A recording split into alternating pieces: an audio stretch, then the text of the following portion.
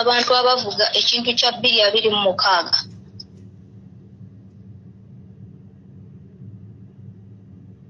abavuga ensonga ya 226 nawuliddeko nti n'omusimbi gwafulumye ogw'okugenda okwebuuza okusalawo omukulembeze w'eggwanga abe ng'alondebwa mu sekiteeterezo w'eggwanga. Kati wembuuliza abantu abavuga ekintu kya 226 nti bo balina nteekateeka ki ezisukka ku z'omumpembe kubanga ye omumpembe byayagala asalawo nga bw'alabye ate era bw'aba asazeewo ekintu baba bajja kukikola kubanga paliyamenti era be basingamu omuwendo omungi ng'era bw'atandise okukomyawo babeesige batwale ababaka baabwe nabo ebibiina bwe kineegatta ne beegatta kuba NRM bajja kuba babaka sitiiru beeyongeddeko aba NRM. Abavuga ekintu kya 2026 nga bali mu NUP mbuuza mmwe muyina nteekateeka ki eya 226 nga temunnaba kukituuza mu mitwe gy'abantu okubalowoozesa nti bave ku kino ekyokuba nti n'enkya Museveni asobola okuvaako mu batunuulize 226 kubanga ffe buli lukya tulina essuubi nti oyo omusajja alina okuva mu buyinza okitegeera tutunuulidde na nsonga ya 226 kubanga omuntu bw'omuvuga n'omutwala mu 2026 buno obudde obwongo bw'obukyusa oba okitegeera ne pulezidenti kennyini yatugamba okudda mu kalulu ne Museveni nga yakategese bibeera bya bwewussa era tuba tuwuddisa bannayuganda. Ate era ne bwe yabadde ayogera jjo ly'abalamu lwabadde Kavule yabagamba akalulu bwe kanaaba katuuse waali nammwe weemuli bati takasimbyeko nnyo ssira era mu njogera wakirabe nga takateekako ssira. Wali wadde tutunulira ekyokuba nti n'enkya Museveni asobola okuvaako kubanga kuva ku Museveni lwabala mu buyinza emyaka nga 10 mu maaso. Kituufu. Nenjagala okwogera ku nsonga endala eri bannamukutu abalwanira ku midiya. Baganda bange mulekeraawo okubanga waliwo omuntu asobezza antwale ekyokulabirako ekyalitwala Kadaaga yasobya eggwanga yalitunda n'aliteeka mikono gy'omumpembe era n'avaayo n'atugamba ye teyejjusa oba okitegeera. Bwe tuba nga tuvaayo kuba omuntu yenna asobezza tumukube ng'omuntu tetukuba ggwanga mwava. Bwe tunaagamba tukube eggwanga mwava kitegeeza tugenda kutandika okwekuba tube nga tukuvootinga tribalism. Tunoonye muntu ng'omuntu akoze ekikolobero ku bannayuganda ng'era pulezidenti bazza atugamba nti abo abakola ebibonerezo abo abakola ebikolobero baakubisaavinga bo ng'abantu era baakubonerezebwa bo ng'abantu. So balekerawo okuvuga ekintu kya kawanga Kadaaga n'avaayo n'asoba eggwanga n'olumba abasoga. Ne wabaawo asobezza ng'avudde mu Buganda ne mulumba Abaganda. Kati Obote yalumba Abaganda n'akuba olubiri. Tuwalane buli mu kyoli aliddawo n'abatabimanyaako kubanga Obote yakuba olubiri. Muwalane omuntu akoze ekintu nga ye bwe muba muteekako eriiso mulekerawo okulumbagana mu mawanga. Omusajja atufugidde mu kintu kya tribalism ng'atwawula mu mawanga nga tene nga kwerabanga abalabe omukyoli bw'alaba Omuganda alaba mulabe munne. Ekintu ekyo pulezidenti waffe yali mu kulwana okulaba ng'akijjawo. Tubadde tweyawula nga buli ggwanga liraba linne waalyo ng'omugabe ng'omusajja yatutuuma ebivume buli ggwanga n'alituumako ekivume. Ebintu bye tuli mu kulwanyisa bwe tuba tulumba omulabe tulumbe mulabe waffe akoze obulabe ku ggwanga lyaffe bw'aba Kadaaga mulumba Basoga.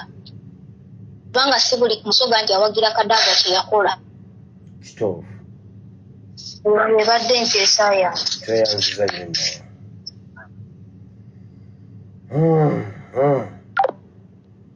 Kale amasimu gaweddeyo. Amasimu gawedde tugaggadde tugenze mu kigambo kya Katonda. Si kyekyo ne YouTube ne TikTok nayo weekomye.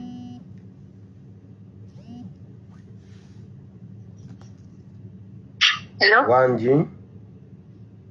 Gye baleko pastor. Kale nyawo nawe gye baleko nyawo. inze nnina ekibuuzo mu bajjeno ba UPDF. Bo kasookedde nga bakula kutuuka awo tebamanyi lutwa gye babugula butta bantu abo ababubawa.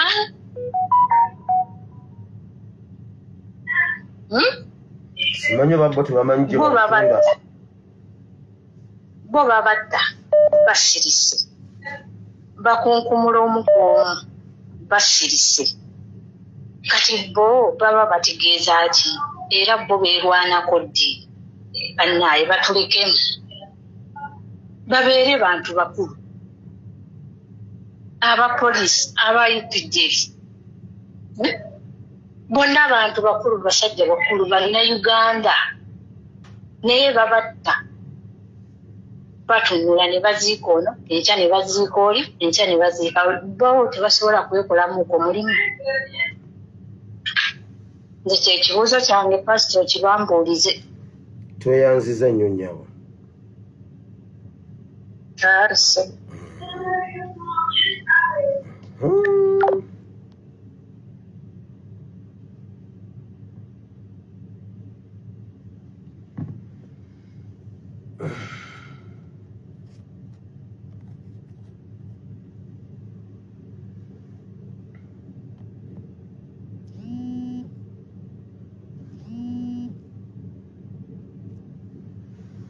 Gwasembayo.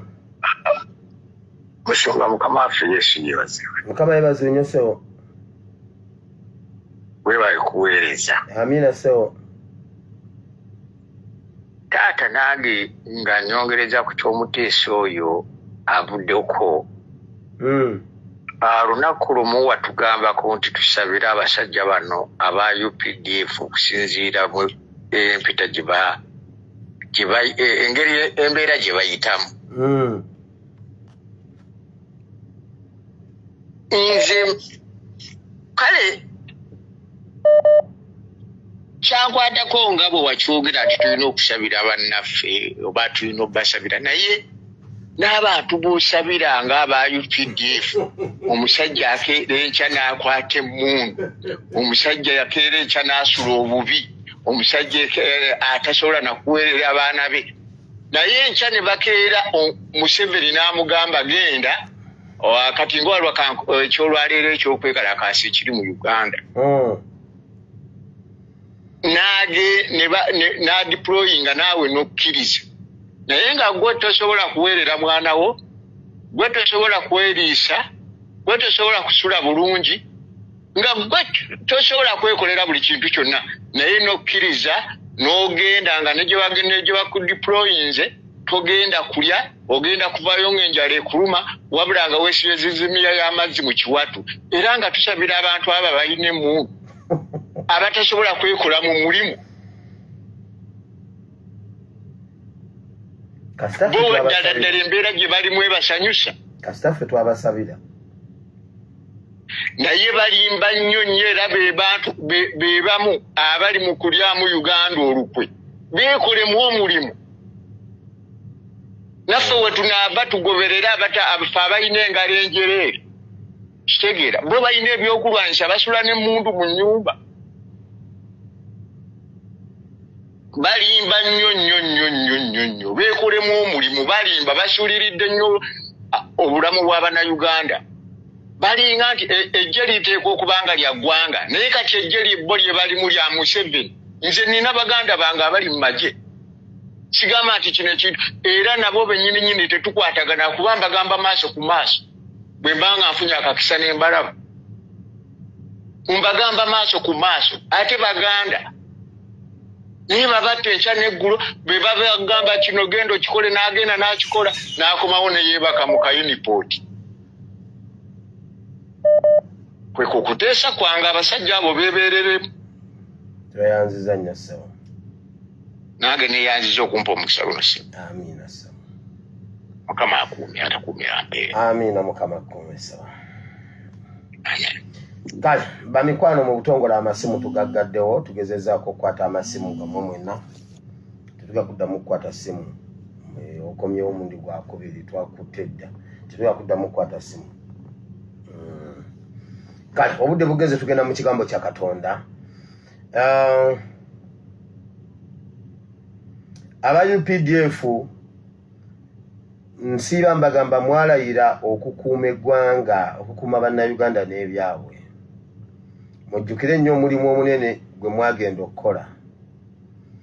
Muleme kutukola bubi nga bajjajjaffe bwe batukola obubi emabega gye buvuddeko. Nti Museveni nammwe akozesezza mmwe okukutula eggwanga Uganda, naye mumanye bw'oba ozaalibwa mu bitundu bya Buganda ne batwala ettaka lya Buganda ne bakutula Buganda, naawe tojja kuva mu UPDF ojja sanga nga naawe ewuwo Omunyarwanda yagulawo dda nga naawe tokyasobola kuddawo. Bajjajjaffe abaliwo mu biseera bya slave trade be baayambangako abazungu okutwala abaddugavu, nga abaddugavu be batunda abaddugavu bannaabwe. UPDF kati mmwe ba chiefs abedda be baayawulizangako ku buyinza ne babawa ebyokulwanyisa ne babawayo ku busente ne batunda bannaabwe. Ne kingdomuzi bajjajjammwe bassekabaka bajjajjammwe abatundayo abaddugavu mu mikono gy'abazungu, era nammwe abazzukulu baabwe abaliko leero musirise nga abasajja batunyigiriza, naye nga mmwe muli kimu nabo. Kubanga Katikkiro bw'alangirira emisinde ye abala misinde, mu misinde ajja, naye abaana bwe balaajanira mu makomera tanyega. Nti emyoyo gy'abajjajjammwe, enkola y'abajjajjammwe eyo ey'okutunda abalala ne mulya ku bannammwe ekyabalimu, ku luno bikoma ku mulembe gwaffe, temuliddayo kulya mulembe mulala. Temuliddayo kulya mulembe mulala, mukoma mbabulye bye mutulidde bimala. Temugenda kuddamu kutulya nga bwe byali. Temulowooza bali bye baatukola luli nga batunda bajjajjaffe mu buddu, nammwe mututunda indirectly. Mwetaba wamu n'abatubonyaabonya, kubanga ogwo omwoyo gukyaliwo gukyatambula, ogw'abajjajjammwe gubatambuliramu, ogw'okubawaayo kye babawadde ne mutunda bannammwe. Ntwala omukisa guno bagamba ezo enkondo twakutudde ku miguwa egyo, ezo enkondo twazikutudde n'okuzisigula ne tuzisigulayo. Wali osanzeeko ente nga esiguddeyo ekintu kye bagisibyeko nga tekutudde muguwa, naye ng'ekisiguddeyo kyonna etambula nakyo. Mmwe kye tugenda obbakola mujja kikwasako emikono ebiri. Weebale nnyo Mukama Katonda wa Ibulayimu ne Isaaka ne Yakobo. Nkwebaza olwalunaku lwaleero Mukama, tugenda mu kitabo kyo, mu kigambo kye ekitukuvu. Nsaba Mukama oggulewo eggulu, oggulewo amatu gaffe ag'omwoyo. Ekigambo kino Mukama, Bayibuli egamba nti ekigambo ky'omugaati, ekigambo ky'ommere. Nsaba tukirye Mukama. Bayibuli egamba, wagamba Ezekieri n'omugamba ddya ekyo ekiri mu maaso go, njagala oli omuzingo guno gukubukale bulungi, gujjule mu byenda, okalube ekyenyi. Mukama, leka ebigambo bino bye tugenda okuwulira olunaku lw'olwaleero bikalubye ekyenyi kyaffe mu linnya lya Yesu. Kubanga Bayibuli egamba, wagamba Ezekieri nti kubanga abantu benkutumamu bakalubo, kati nawe sooka okalube, ogende ng'okalubye ekyenyi. Kitegeeza buli waatomera ng'awangulawo. Mukama, nsaba oganye ekigambo kino kibe kiramu mu linnya lya Yesu, kibala ebibala n'ebibala byakyo bibeerewo, n'oluvannyuma lw'okubuulira abalala nange nneme okubeera atasaanira. Mu Kristo Yesu Omwana Katonda nzabira tusabye, amiina. Olwaleero ngenda kwogera ku ndagaano. Endagaano ezo zisobola okunywera bwe tutazimanya. Bwe tuzimanya ne tuzikutula tusobola ozikutula. Muganda wange, mukwano gwange, pastor wange Sheikh Chiti yayogedde ekigambo leero naye mpulira ennaku ng'enzita. Era nsaba Katonda, Mukama Katonda ow'eggulu olokole Sheikh Chiti. Sheikh Chiti yagambye mbu yagendako ewa Magoba, Haji Magoba oyo yafudde, nga batandika omwezi gwa Ramadhaani muwala we yafa. N'agendayo mukubagiza. N'amugamba weebaze Mukama, weebaze Allah olw'okukuleetera kino ekintu, olw'okubanga omwana wo yagenza abadde ayinza okukuleetera ekisingako awo. Magoba n'amubuuza, waliyo ekisingako awo ekiyinza okusinga omwana wange okufa?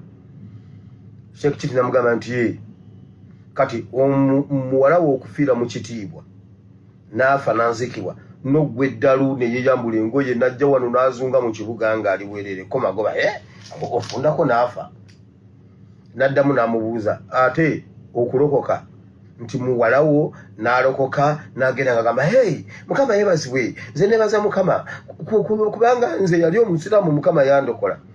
Sheikh Chiti ng'agamba nti okulokoka waakiri ofa. Sheikh kye wankoze bannange naye kale nkusabidde Bible nti omwoyo mutukuvu omwoyo mutukuvu nti ayinza okuwalula n'akuleeta mu bulokozi. Nkusabidde ekirabo ky'obulokozi musajja gwe Sheikh Chiti okakase nti okulokoka obeera toyonoonese. Katonda yasanga Pawulo n'amukuba ekigo mu kkubo wakati n'ayogera naye ebigambo yagenda okuvaawo ng'abuulira njiri. Sheikh Chiti nga tonnaba kuva mu bulamu bwansi ojja kubuulira enjiri. Kansirike wama mbadde ngenza okugendeeyo mbadde nnyina ekintu kye njagala okugerezaako. Endagaano bw'otagitegeera esobola okukukwata n'ekufuga. Waliwo abantu abaasigala mu ndagaano enkadde. Waliwo ab'enzikiriza abaasigala mu ndagaano enkadde nga yabakwata ne batayingira mu ndagaano empya ey'ekisa eya Mukama waffe Yesu Kristo. Bw'otategeera ndagaano mpya, bw'otategeera kipya ekikadde kisobola okukukwata. Kati njagala tuwulire ekitabo kino eky'Abaebbulaniya essuula 9 butereevu nga tukisoma mu Bible and Politics. Ensi ey'omwoyo n'ey'omubiri n'ey'ebyobufuzi. Waliwo byonna bye ngenda okwogerako olwaleero. Pawulo ayogerako abo abaasigala mu ndagaano enkadde. Bye bakola byonna babikola nga banoonya obutuukirivu obw'endagaano enkadde. Nga okugenda mu maaso ga Katonda ng'omaze kunaaba. Ne weetukuza bulungi nnyo n'onaaba. Byaliwo mu ndagaano enkadde bituufu. Olwo ng'onoonya obutukuvu ng'ogenda mu maaso ga Katonda. Endagaano empya eya Yesu ekikyusa n'ekuwa obutukuvu n'okolerera obutuukirivu. Oba ntegeerekese. Bw'omala okukkiriza Yesu Kristo ova mu ndagaano enkadde n'oyingira mu butukuvu. Kati n'otandika okutambulira mu ebyo Bayibuli byekugamba n'okolerera obutuukirivu. Kati ne bw'otanaaba ojja mu kkanisa. Enjiri y'olwaleero egenda kuba nzibu kuba njogera ku ndagaano. Saagala bwe kikukosanga ow'enzikiriza endala tokitwala bubi, naye njagala okwogera amazima aga Bayibuli. Sina gwe nnumba naye njagala tukitangaaze bulungi. Simanyi oba onooweebwa obutuukirivu ng'oli mu ndagaano enkadde, kuba endagaano empya etandika egamba nze kkubo n'amazima n'obulamu, teri alituuka eri kitange wabula ng'ayise mu nze. Naye nga byaliwo mu ndagaano enkadde nga togenda mu maaso ga Katonda nga tonaabye. Togendayo nga teweetukuzza. Kaakati kye bayita okwetukuza omulembe guno ogw'endagaano empya eya Yesu kwe kwenenya.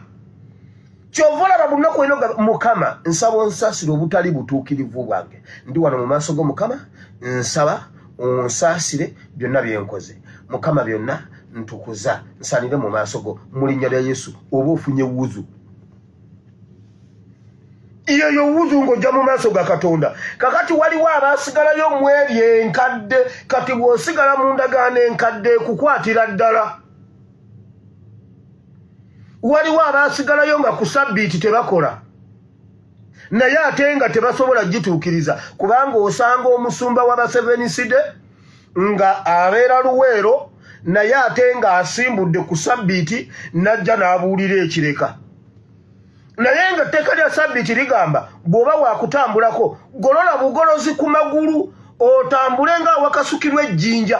Bw'okasuka ejjinja we ligwa bw'otambula w'okoma. Kyekibangirize ky'okomamu kitegeeza tosobola kuva kutambula n'ova ku ggoolo n'otuuka ku ggoolo y'ekisaawe.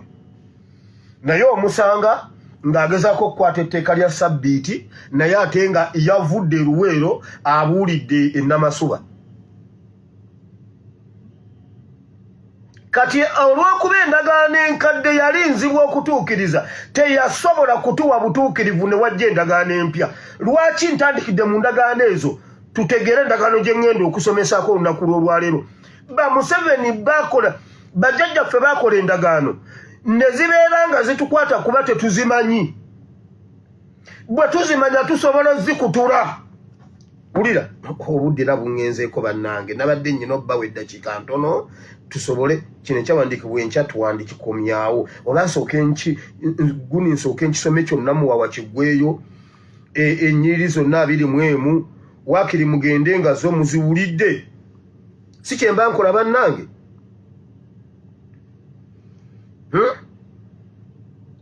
Katusooke tugisome essuula eno yonna. Bwe naba nginnyonnyodde ne sigituukamu yonna kugiddamu lumu, waakiri ogende ng'olina by'owulidde, wuliriza bulungi essuula eno. Essula ey'omwenda. Era n'endagaano ey'olubereberye yalina empisa ezaalagirwa ez'okusinzanga Katonda n'ekifo ekitukuvu eky'omu nsi. Kubanga eweema yakolwa ey'olubereberye yalimu ekikondo ky'ettabaaza n'emmeeza n'emigaati egy'okulaga awaayitibwa awatukuvu. Era ennyuma w'eggigi eryokubiri yali eweema eyitibwa entukuvu ennyo eyalimu ekyoterezo ekya zaabu n'essanduuko ey'endagaano eyabikkibwako zaabu enjuuyi zonna eyalimu ekibya kya zaabu omwali emmaanu n'omuggo gwa Alooni ogwaloka n'ebipande eby'endagaano. Ne kungulu ku yo bakerubi ab'ekitiibwa nga basiikiriza entebe ey'okusaasira bye tutayinza kwogerako kaakano kinnakimu. Naye ebyo bwe byakolebwa bwe bityo bakabona baayingira mu weema ey'olubereberye obutayosa nga batuukiriza emirimu egy'okuweereza. Naye mweri ey'okubiri mpulira okunnyonnyola ebisomeddwa ate mpulira okumalayo gundi chapita yonna. Kati nkole ntya? Bayibuli owulidde bwegambye nga bwe kyali waliwo endagaano eri enkadde eyali eraga eby'okutuukiriza kw'okunoonya Katonda, ng'ekulagira by'olina okukola okutukuzibwa okujja mu maaso ga Katonda. Bayibuli ebimenye bulungi, omuli okunaaba, nga baateekawo naawe okusabira otunula oludda lumu, bw'oba si gy'otunudde Katonda tajja kukuwulira. Ebyo byonna bituufu byaliwo mu ndagaano enkadde. Bayibuli egambye nga waliwo ne yeekaalu, nga waliwo awatukuvu awatagendwagenda bwantu, ate nga nawo bw'oyitawo waliwo awakulu w'awatukuvu ddala ennyo ng'oyise mu ggigi lya yeekaalu erisooka awatukuvu. Naye ne wabaawo n'awalala we bayita awatukuvu w'awatukuvu awaagendanga ababale bakabona nga be basaana okubeerayo, ng'ebiriyo byonna bitukuvu, si buli omu nti alina okugendayo. Bayibuli egamba eyo yali ndagaano nkadde.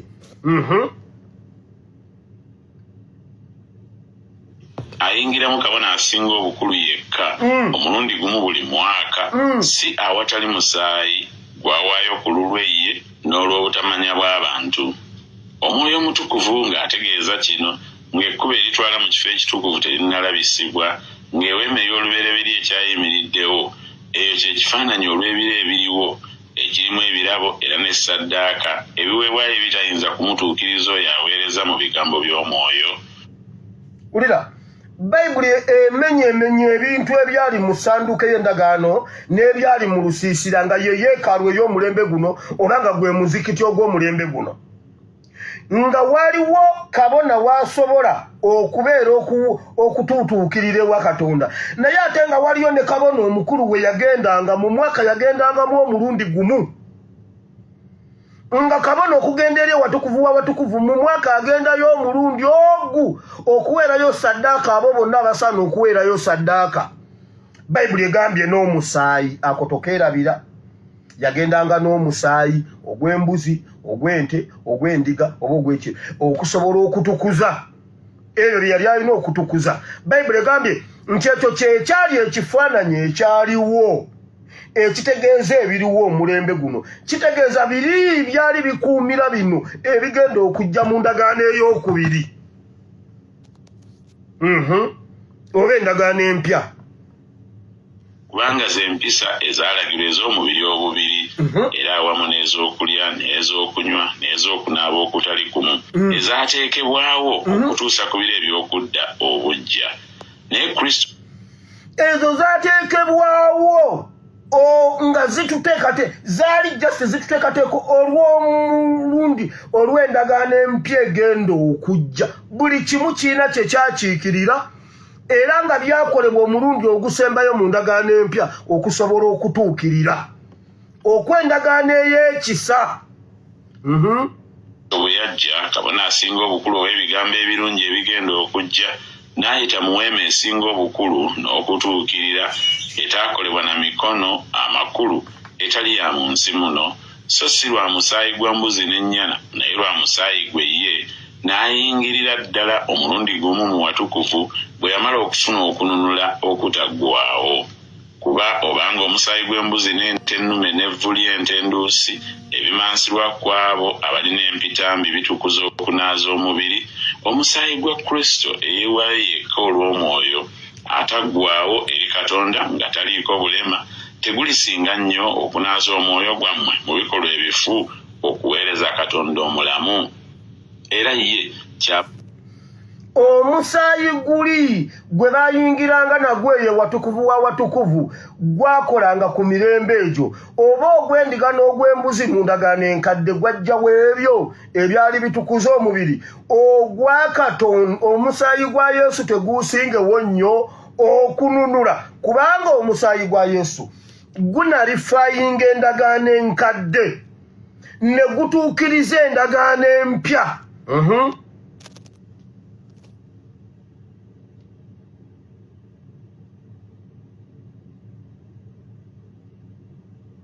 babeera omubaka w'endagaano empya okufa bwe kwabeerawo olw'okununula mu byonoono eby'omu ndagaano ey'olubereberye abayitibwa balyoke baweebwa okusuubiza kw'obusika obutaggwaawo kubanga awaba endagaano ey'obusika wulira endagaano y'obusika endagaano empya ey'obusika n'endagaano enkadde yali ya busika kati yiino egenda kubeera narified egenda kusazibwamu naye nga ndagaano ya busika kati wulira wano we tuli nnyo kritikale kuba ebimu bigenda bisobola okunnema okunnyonnyola naye biwulirize ddamu osome essuula eno osabe omwoyo mutukuvu akunnyonnyola okusinga bw'oyinza okukirowooza wulira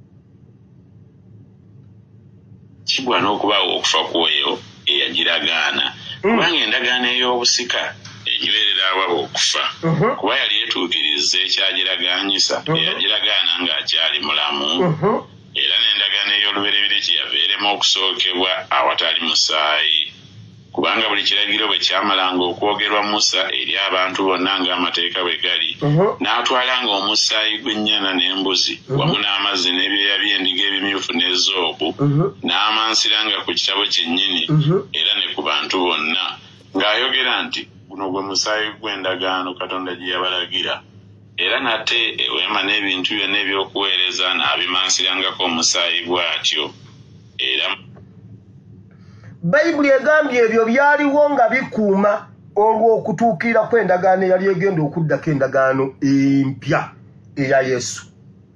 Musa yagendanga mu lusiisira n'amansanga nga bw'aba agenza okutuukiriza obutuukirivu bw'endagaano enkadde agenda n'omusaayi buli ssaawa buli bbanga lwe yagendangayo n'amansira omusaayi okutuukiriza obutuukirivu nga kibeerawo olw'okulinda nga bwe munaalinda taata okudda ewaka bajjula emmere taata tajja mama n'abagamba mukole bwe muti mugira muteekako kyayi mugira munywa ku kyayi nga bwe tulinda taata wammwe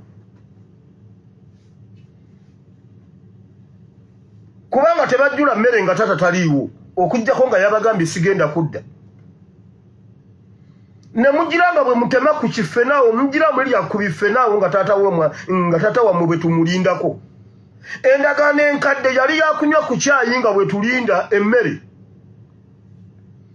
endagaano enkadde bayibuli egambye Musa yagendanga n'omusaayi kyova olaba n'endagaano empya etandika n'omusaayi omulundi ogwali gusembayo ogw'okununula kubanga luli buli mulundi waatwalibwangayo omusaayi kati ne wabaawo omusaayi ogwasembayo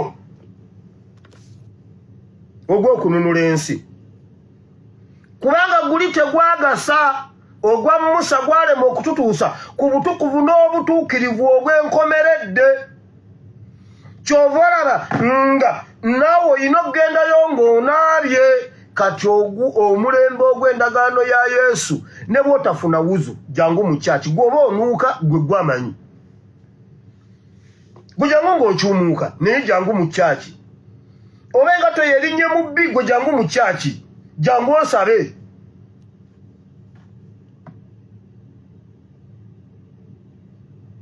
Mateeka kubulako katono ebintu byonna okunaazibwa omusaayi era awataba kuyiwa musaayi tewabaawo okusonyiyibwa. Kale ebifaananyi by'ebyo eby'omu ggulu kyabigwanira okunaazibwa n'ebyo naye eby'omu ggulu byennyini okunaazibwa ne ssaddaaka ezisinga ezo kubanga Kristo teyayingira. Owulidde Bayibuli etemyetemye ebyali mu ndagaano mwalimu n'ebifaananyi by'abateraafi eby'abamalayika. Kwaliko ebintu ebyenjawulo byonna nga bimansibwa omusaayi naye nga bamansira bino ebifaananyi nti naye endagaano empya yali erina okukituukiririza ddala nga n'eggulu lifunako ebyaddala nga si bino ebifaananyi eby'abateraafi ebyali bikiikirira biri eby'omu ggulu. Kyova olaba Yesu bw'amala okufa, Yesu bw'azuukira agamba abaamulaba tonkwatako kuba sinnaba kuddayo, yasooka kuddayo. Yesu yabagamba bati tonkwatako, gwe omukyala tonkwatako, n'asooka okuddayo okutuusa oluwalo lwe. N'alyoka akomawo ne baddamu ne babeerako naye oluvannyuma n'abasiibula n'addayo kuba yali akola kiri ekikolwa kya Musa kyabadde amansira omusaayi ku biri ebifaanana eby'omu ggulu. Yesu ye agendayo butereevu nabyo amaliriza egundi yonna nga bwe yali olina okubeera kubanga Musa yali kyayi gwe banywako nga bwe tulinda taata okujjula emmere. Mama jule emmere.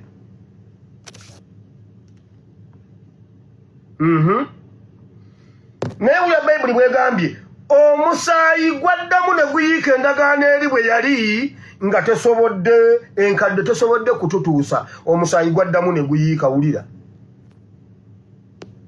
mu kifo ekitukuvu ekyakolebwa n'emikono ekyafaanana ng'ekyo eky'amazima naye mu ggulu mwennyini okulabika kaakano mu maaso ga Katonda ku lwaffe. So si kwewangayo mirundi mingi nga kabona asinga obukulu bw'ayingira mu kifo ekitukuvu buli mwaka n'omusaayi ogutali gugwe kubanga kyandimugwanira okubonaabonanga emirundi emingi okuva ku kutondebwa kw'ensi.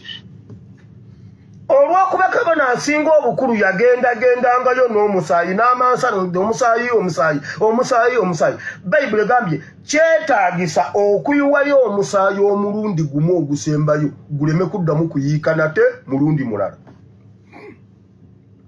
Kubanga guli gwali tegununudde gwali teguyambye.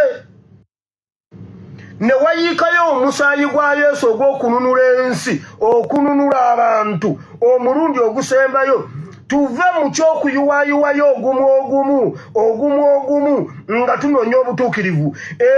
Abantu ente n'embuzi bingi byali bifaafa buli ssaawa kabona alina okugendayo okutuukiriza naye nga ne bitasobola kututuusa ku butukuvu n'obutuukirivu obwaddala ne weetaagisaayo okuyiwayo omusaayi ogusembayo. Ako katereke kuba ngenda mu politics. Tukyali mu menshoni 221. Bannayuganda bangi essuubi lyabaggwamu dda nga bagamba nti ebya 221 byaggwa tulinde 226. Balina essuubi abasinga nti oba oliawo 226 bwe tunaagenda mu kalulu kayinza otutugirayo ekyo twali tusuubira okuvaayo 221 naye teweerabira nti yategeka aka 221 era ye mweteefuteefu okutegeka aka 226.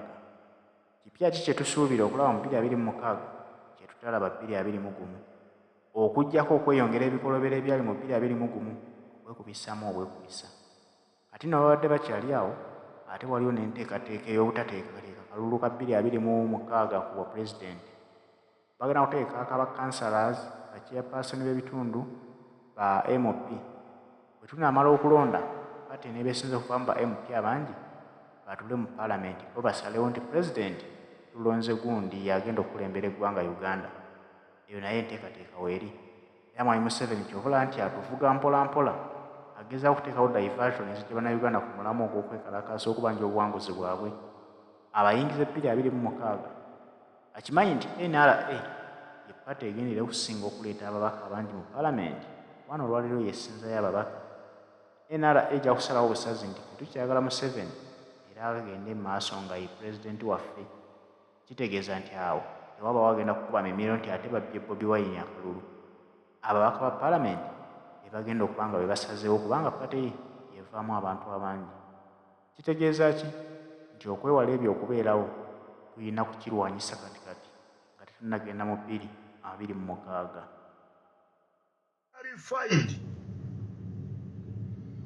eyo endagaano ebeera nfu era olwaleero tugimenyawo kubanga tetuyambye ng'endagaano ya Musa bw'etaatuyamba ne weetaagisaawo endagaano empya eya Yesu. Bayibuli egambye endagaano y'obusika enywera na musaayi. Bayibuli egambye nti Yesu abaana ba Isirayiri ogwo omusaayi gwonna ogwo gwe baayiwanga Musa alina obbatuukirayo gwali gwa busika kugenda kusikira nsi yaabwe eya Ibulayimu ne Isaka ne Yakobo we bali leero.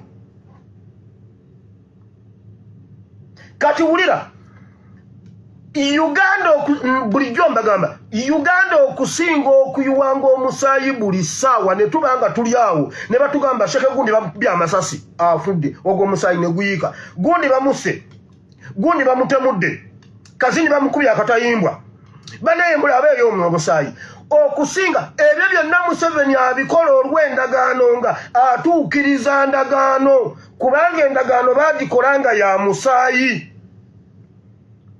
Nabagamba Ssekabaka Muteesa bwe yali akola endagaano eyo baasala omusaayi ogwabwe nga bakabaka bombi ne baguwaanyisa buli omu n'anuuna ku gwa munne ne bawaanyisa ente buli omu n'awa munne virgin omuwala omu ali virgin ne bayiwa omusaayi ogwo nga bayungirako endagaano eyo.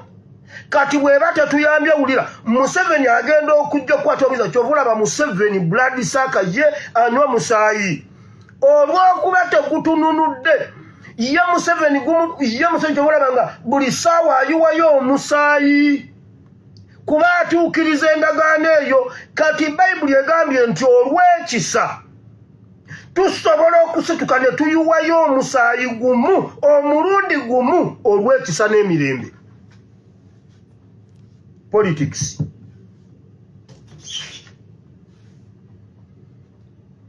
Bannayuganda okusinga okufaafa omu omwaka ne tufa abantu 300 tusobola okusituka mu wiiki emu ne tufamu abantu 10 Museveni n'avaako nga twasituse Museveni tasobola kutta abantu 10 n'asigalako weewaawo. Museveni ali mu kaseera akazibu ennyo ali mu kutya tayinza kutta abantu bawera 20 naye mu mpalampala omwaka Museveni ayinza okutta abantu 20,000 omwaka kubanga waliwo ekimusaba omusaayi ogwo okutuukiriza endagaano eri kuba endagaano yaabwe baagisimba ku musaayi. Okukutula endagaano eyo Bayibuli egambye weetaagisayo omulundi ogu nga tulwanirira ekisa n'emirembe ne tuyiwayo omusaayi gumu ne tutaddeyo okuyiwa musaayi gwa byabufuzi. Abantu abakola constitution ya Uganda balina ekintu kye baabikkulirwa mu introduction oba mu preamble ya constitution nga tulabira ku ebyo byonna ebizze bibeerawo mu Uganda n'omusaayi oguzze guyiika tuyiyeeyo omusaayi gumu guno ogwa 86 tetuliddayo kuyiwa musaayi mulala era obuyinza buzzeeyo mu bantu abantu be bannannyini buyinza n'obuyinza be bantu. Balabika baabikkulirwa kyawandiikibwa kino naye Museveni n'atakiganya kubeerawo buli lunaku ayiwayo omusaayi gw'omuntu okutuukiriza endagaano eri kubanga ye Museveni akyali mu ndagaano enkadde. Nkugambye endagaano enkadde bwe kukwata nga gy'olimu nga gy'otambuliramu olina ogituukiriza. Kyova olaba nkugambye waliwo omuntu ayinza okulemerwa okugenda mu maaso ga Katonda olw'okuba tanaabye kuba ali mu ndagaano nkadde. endagaano enkadde kukwatira ddala bw'oba okyagikiririzaamu naye olw'okuba tetuukirikika endagaano enkadde tosobola gituukiriza n'ogimalayo obukwakkulizo bwali bungi nnyo bwe babukusomera tosobola nkugambye oli wano okwata sabbiiti nga oyagala gikwata kyokka ate ku sabbiiti ofumba okimanyi mu bayibuli ne ku sabbiiti tebaafumbanga emmere baalyanga y'amawolu endagaano eyo yabalema bajjajjaffe yabalema ab'omulembe ogwo Musa yennyini gwe baawa amateeka baagatuusa ne gabalemerawo nga baakagatuusa baagamenyerawo